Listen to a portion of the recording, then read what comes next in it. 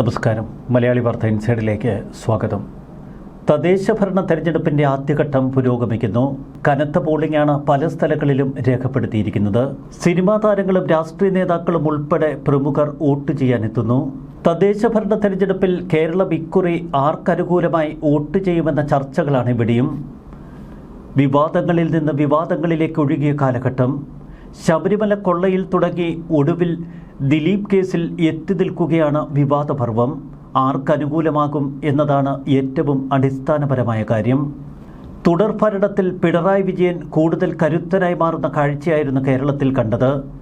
എന്നാൽ അഴിമതിയും സ്വജനപക്ഷപാതവും അടക്കം നിരവധി ആരോപണങ്ങൾ ഇക്കാലഘട്ടത്തിൽ ഭരണകൂടത്തിനെതിരെ ഉയർന്നു. ശക്തനായ ഭരണാധികാരി എന്ന നിലയിൽ രണ്ടാം വട്ടം ഭരണം തുടങ്ങിയ പിണറായി വിജയന് പല സ്ഥലങ്ങളിലും കാലിടറി.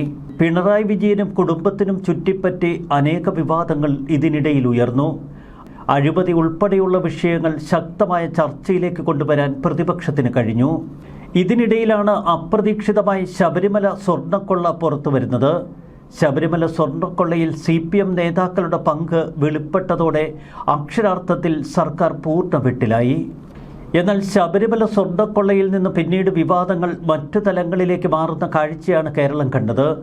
ശബരിമല സ്വർണ്ണക്കൊള്ളയ്ക്ക് പിന്നാലെ രാഹുൽ മാങ്കൂട്ടവുമായി ബന്ധപ്പെട്ട വിവാദ വിഷയം. എല്ലാറ്റിനും ഒടുവിലാണ് ഇപ്പോൾ ദിലീപ് കേസിൽ എത്തി നിൽക്കുന്നത്. ഇവിടെ നമ്മൾ ഒരു കാര്യം കൃത്യമായി മനസ്സിലാക്കണം.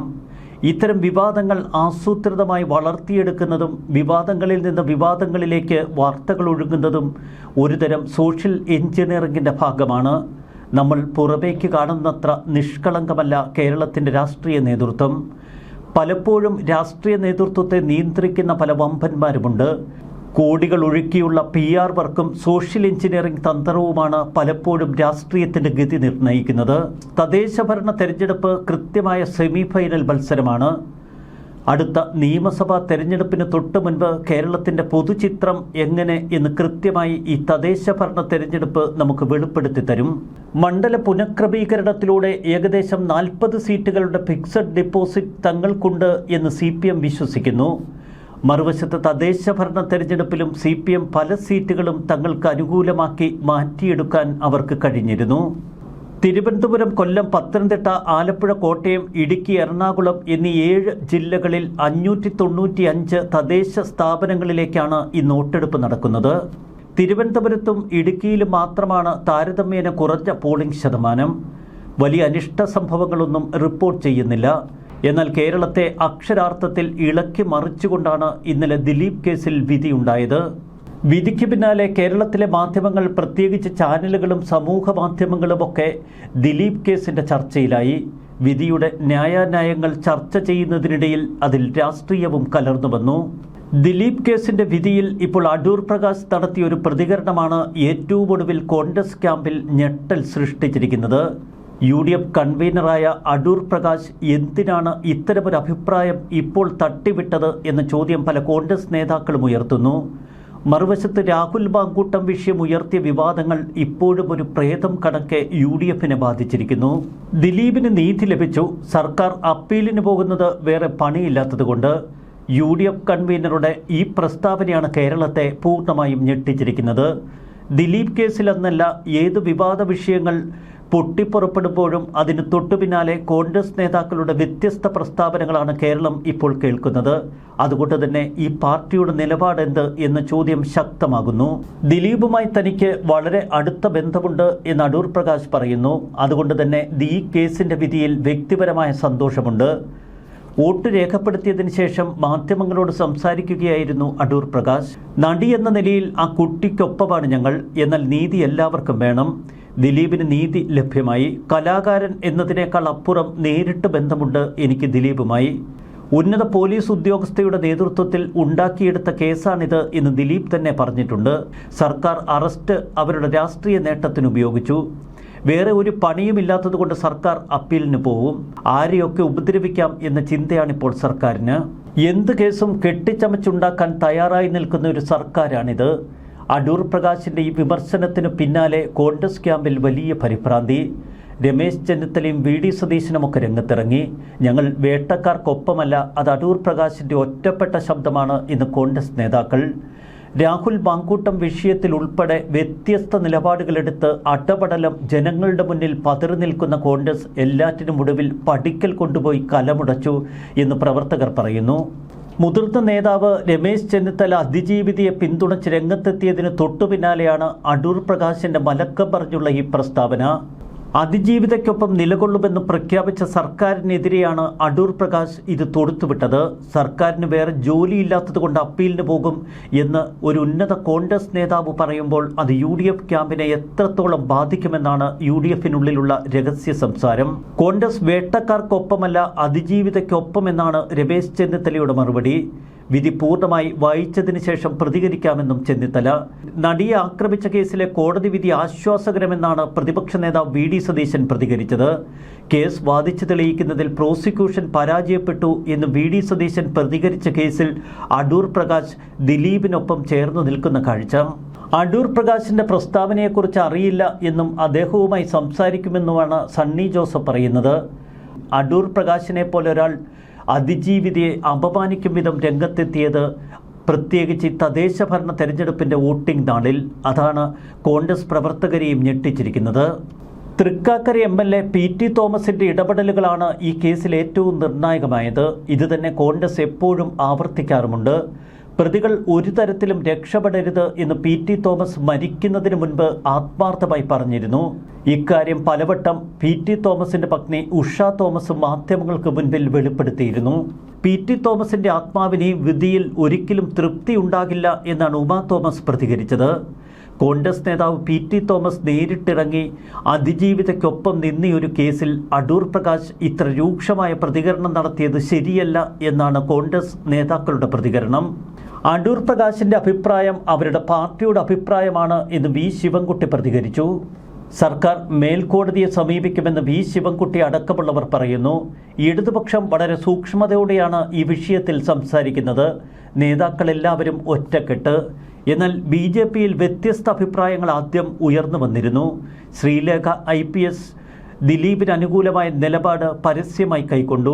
അതിന് പിന്നാലെ ഇപ്പോൾ ഒട്ടനവധി BJP നേതാക്കൾ ദിലീപിനെ അനുകൂലിച്ചുകൊണ്ട് രംഗത്തെത്തുന്ന കാഴ്ചയാണ് നമ്മൾ കാണുന്നത്. കൃത്യമായ രാഷ്ട്രീയമാണ് BJP ഇവിടെ ലക്ഷ്യം വയ്ക്കുന്നത്. ദിലീപിന് അനുകൂലമായി നിൽക്കുന്നവരുടെ വികാരവും വോട്ടുമൊക്കെ NDA ക്യാമ്പിൽ എത്തിക്കുക എന്ന ലക്ഷ്യത്തോടെ ദിലീപിനെ വേട്ടയാടി ദിലീപിനെതിരെ ഗൂഢാലോചന നടന്നു എന്ന് BJP നേതാക്കൾ ഉച്ചത്തിൽ സംസാരിച്ചു തുടങ്ങി. കേസിൽ അതിജീവിതയ്ക്കൊപ്പമെന്നാണ് ഇപ്പോൾ നടൻ ആസിഫ് അലി പ്രതികരിച്ചിരിക്കുന്നത്. ആസിഫ് അലി പൊതുവെ കോൺഗ്രസ് അനുകൂല മനോഭാവം പ്രകടിപ്പിക്കുന്ന വ്യക്തിയാണ്. ഇവിടെയാണ് നമ്മൾ തദ്ദേശ ഭരണ തെരഞ്ഞെടുപ്പിനെ കൂടുതൽ വിലയിരുത്തേണ്ടത്. ഇക്കഴിഞ്ഞ ദിവസങ്ങളിൽ എങ്ങനെ രാഹുൽ മാങ്കൂട്ടം വിഷയം ഇത്ര ശക്തമായി ചർച്ചകളിലെത്തി? ശബരിമല സ്വർണ്ണക്കൊള്ളയായിരുന്നു തദ്ദേശ ഭരണ തെരഞ്ഞെടുപ്പിന്റെ തുടക്കത്തിൽ കേരളത്തിൽ ഏറ്റവും ഉയരത്തിൽ കേട്ട വിവാദം. തുടർന്നങ്ങോട്ട് രാഹുൽ മാങ്കൂട്ടം വിഷയം ഇരച്ചെത്തി. തദ്ദേശ ഭരണ തെരഞ്ഞെടുപ്പിന് നാളുകൾക്ക് മുൻപ് രണ്ടാം ഭരണം കിട്ടിയ പിണറായി വിജയന്റെ ഏകാധിപത്യ ശൈലിയായിരുന്നു കേരളം ഏറ്റവും അധികം വിമർശിച്ചത്. പിണറായി വിജയനും കുടുംബത്തിനും നേരെ ചുറ്റിത്തിരിഞ്ഞ് ഒട്ടനവധി വിവാദങ്ങൾ ആ കാലഘട്ടത്തിൽ ആളിക്കത്തി. അഴിമതിയും സ്വജനപക്ഷപാതവും ഗവർണർ സർക്കാർ പോരുമൊക്കെ വലിയ വിവാദങ്ങളിലൂടെ കടന്നു വന്ന കാലഘട്ടം. സാമ്പത്തിക പരാധീനതയിൽ എല്ലാം നഷ്ടപ്പെട്ട് സർക്കാർ മുട്ടിലിഴയുന്ന കാഴ്ച. എന്നാൽ എന്തുകൊണ്ടാണ് രാഹുൽ മാങ്കൂട്ടം വിഷയത്തിൽ കോൺഗ്രസ് പിന്നീട് തപ്പിത്തടയേണ്ടി വന്നത്?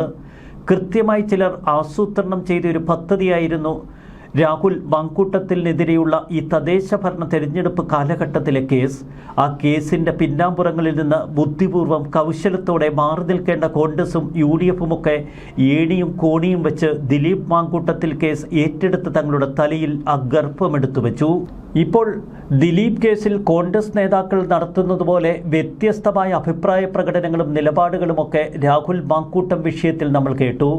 കോൺഗ്രസ് നേതൃത്വത്തിനിടയിലെ ഭിന്നത തന്നെയാണ് ഇത്തരം വ്യത്യസ്ത നിലപാടുകൾ ഓരോരുത്തർ തോന്നിയ പാട് മാധ്യമങ്ങൾക്ക് മുന്നിൽ വിളിച്ചുകൂവാനുള്ള കാരണവും. തികച്ചും സ്ത്രീവിരുദ്ധ നിലപാടാണ് അടൂർ പ്രകാശിൽ നിന്ന് കണ്ടിരിക്കുന്നതെന്ന് മന്ത്രി വീണ ജോർജ് പരിഹസിച്ചു. സമാനമായ തലത്തിൽ അടൂർ പ്രകാശ് വീഴുമ്പോൾ മറുവശത്ത് രാഹുൽ മാങ്കൂട്ടം വിഷയത്തിൽ കോൺഗ്രസ് സ്വീകരിച്ച നടപടികളെ അതിശക്തമായി വിമർശിക്കുകയാണ് പാർട്ടിക്കുള്ളിലെ ചിലർ. രാഹുൽ മാങ്കൂട്ടത്തിനെതിരെ ഒരു പരാതി പോലും നിലവിൽ വരുന്നതിന് മുൻപാണ് പാർട്ടിയിൽ നിന്ന് മാങ്കൂട്ടത്തിലിനെ സസ്പെൻഡ് ചെയ്യുന്നത്. അന്ന് എന്തിനായിരുന്നു ധൃതി പിടിച്ചുള്ള ഈ സസ്പെൻഷൻ എന്ന് ചോദിച്ചൊട്ടനവധി നേതാക്കൾ കളത്തിലിറങ്ങി. പിന്നീട് ഒരു അതിജീവിത രംഗത്തേക്ക് വരികയും പരാതിയുമായി മുഖ്യമന്ത്രിയുടെ അടുക്കൽ പോകുന്നതും കേരളം കണ്ടു. FIR രജിസ്റ്റർ ചെയ്തതിന് തൊട്ടു പിന്നാലെ ഒരു രഹസ്യ യോഗം ചേർന്ന് രാഹുലിനെ പുറത്താക്കാനുള്ള തീരുമാനം കോൺഗ്രസ് നേതൃത്വം കൈക്കൊള്ളുന്നു. മുൻകൂർ ജാമ്യാപേക്ഷ സെഷൻസ് കോടതി തള്ളിക്കളഞ്ഞതിന് തൊട്ടു പിന്നാലെ രാഹുൽ മാങ്കൂട്ടത്തിലിനെ പാർട്ടിയിൽ നിന്ന് പുറത്തേക്ക് ഒഴുക്കിവിട്ടു എന്ന് മാത്രമല്ല, രാഹുലിനെതിരെ അതിരൂക്ഷമായ വിമർശനങ്ങൾ നേതാക്കൾ തുടരെ പ്രയോഗിച്ചു. ബ്രഹ്മാസ്ത്രം പ്രയോഗിക്കേണ്ട സമയമായി എന്നാണ് രാഹുലിനെ പുറത്താക്കുന്നതിന് തൊട്ടു മുൻപ് K മുരളീധരൻ പ്രതികരിച്ചത്. ഒരു നിലപാട് പാർട്ടി ഒരുമയോടെ സ്വീകരിക്കുക, ആ നിലപാട് KPCC ഔദ്യോഗികമായി മാത്രം മാധ്യമങ്ങൾക്ക് മുൻപിൽ വ്യക്തമായി അവതരിപ്പിക്കുക, ഇതാണ് ഒരു കേഡർ പാർട്ടി പുലർത്തേണ്ട അടിസ്ഥാന സമീപനം. എന്നാൽ അതിൽ നിന്ന് വ്യത്യസ്തമായി ഒരാൾക്കൂട്ടം മാത്രമായി കോൺഗ്രസ് അധംപതിച്ചു. മറുവശത്ത് നേതൃത്വത്തിലെ കരുത്തില്ലായ്മ പലപ്പോഴും കോൺഗ്രസിനെ വേട്ടയാടി. തദ്ദേശഭരണ തെരഞ്ഞെടുപ്പിൽ പല വാർഡുകളിലും വിമതരുടെ ശല്യം അതിരൂക്ഷമായിരുന്നു. അവരെ നിയന്ത്രിക്കാനോ അവർക്കെതിരെ കരുത്തോടെ നടപടികൾ സ്വീകരിക്കാനോ ഇപ്പോഴത്തെ KPCC നേതൃത്വത്തിന് കഴിഞ്ഞില്ല. മുഖ്യമന്ത്രി പിണറായി വിജയനും ഈ ഭരണകൂടത്തിനുമെതിരെ അതിശക്ത വിമർശനങ്ങൾ ഉയർന്നു വന്നിട്ടും ജനങ്ങൾക്ക് അതിശക്തമായ എതിർപ്പുകൾ അവരുടെ മനസ്സിൽ അലയടിച്ചു വന്നിട്ടും അതൊന്നും മുട്ടാക്കി മാറ്റാൻ പലപ്പോഴും കോൺഗ്രസിനും UDFനും കഴിയുന്നില്ലേ എന്ന സംശയം. അതാണ് തദ്ദേശ ഭരണ തെരഞ്ഞെടുപ്പിലെ ഏറ്റവും വലിയ യൂടേൺ. മുഖ്യമന്ത്രിക്കെതിരെ അതിരൂക്ഷമായി ഉയർന്ന പ്രതിഷേധവും വികാരവുമൊക്കെ കൃത്യമായി തങ്ങളുടെ വോട്ടാക്കി മാറ്റുന്നതിൽ കോൺഗ്രസ് പരാജയപ്പെട്ടു. CPM മുന്നോട്ട് വയ്ക്കുന്ന ചില അടവ് നയങ്ങൾ വിജയിക്കുന്ന കാഴ്ച തദ്ദേശ ഭരണ തെരഞ്ഞെടുപ്പിൽ നമ്മൾ കണ്ടു. ശബരിമല സ്വർണ്ണക്കൊള്ളയുടെ ആത്യന്തിക ഗുണഭോക്താക്കൾ ആരെന്ന ചോദ്യം ഇവിടെ അവശേഷിക്കുന്നു. തെക്കൻ കേരളത്തിൽ വലിയ പ്രതിഷേധം ഹൈന്ദവ വിഭാഗങ്ങൾക്കിടയിൽ സ്വർണ്ണക്കൊള്ളയുടെ പേരിലുണ്ട് എന്നത് വ്യക്തമാണ്. അതിൻ്റെ നേട്ടം BJP കൊയ്തെടുത്താൽ ഫലത്തിൽ ദുർബലമാകുന്നത് UDF ആണ് എന്ന് വ്യക്തം. എന്നാൽ വടക്കൻ മലബാറിൽ മുസ്ലിം സമുദായത്തിൽ നിന്ന് ഭൂരിപക്ഷ പിന്തുണ ഉറപ്പിച്ചുകൊണ്ടാണ് UDFൻ്റെ കുതിപ്പ്. മുസ്ലിം ലീഗിനെയും ജമാഅത്തിനെയും സമസ്തയെയും SDP-യെയും ഒക്കെ തങ്ങളുടെ ഒക്കത്തിരുത്താൻ ഇവിടെ കോൺഗ്രസിനും UDFനും കഴിഞ്ഞു. വടക്കൻ മലബാറിൽ വലിയ കുത്തൊഴുക്ക് UDFന് അനുകൂലമായി ഇക്കുറി ഉണ്ടാകും എന്ന് UDF നേതാക്കൾ വിശ്വസിക്കുന്നു. അതിൽ ഒരുപിടി കാര്യവുമുണ്ട്. വടക്കൻ മലബാറിൽ വലിയ നേട്ടങ്ങൾ കൊയ്തെടുക്കാൻ കഴിഞ്ഞാൽ അത് ആത്യന്തികമായി മുസ്ലിം ലീഗിൻ്റെ വിജയമായി മാറും. വരുന്ന നിയമസഭാ തെരഞ്ഞെടുപ്പിൽ അവർക്ക് കൂടുതൽ വിലപേശലിനുള്ള സൗകര്യങ്ങൾ ഇതൊരുക്കി കൊടുക്കും.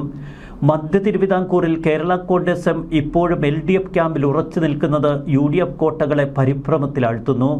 അത്ര ഭദ്രമല്ല മധ്യ തിരുവിതാംകൂറിലെ UDFൻ്റെ സ്ഥിതി.